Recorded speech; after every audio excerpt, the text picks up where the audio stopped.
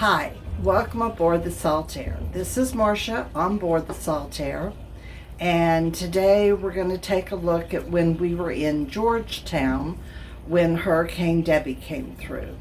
It's going to be a short video, but it is going to show after the hurricane and some of the things the stores did to get ready for the hurricane. So we've had lots of questions about it, and now that my editing skills are getting a little bit better, I might be able to start getting these videos up a little faster so that they're a little more timely. But have a look, sit back, relax. Don't forget to click subscribe, like, and ring the bell for notifications. Hello there, Mitch on Saltaire. We're in Georgetown, South Carolina, and we're at the city marina, which is right off the tourist section of Georgetown, which is a small part of the larger city.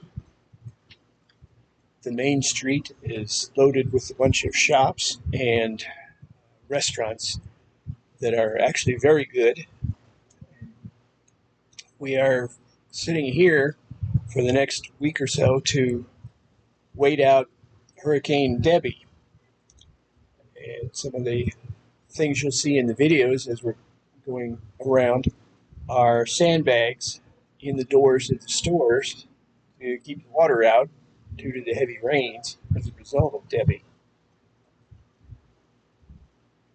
The city has actually dumped several truckloads of sand that the shop owners can come and fill sandbags with in an adjacent parking lot.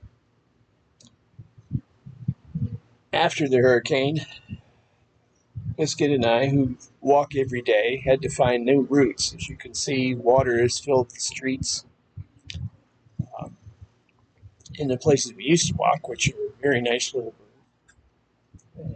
At the very end here, you'll see the Chamber of Commerce building is right in front of the marina, and their whole parking lot is underwater.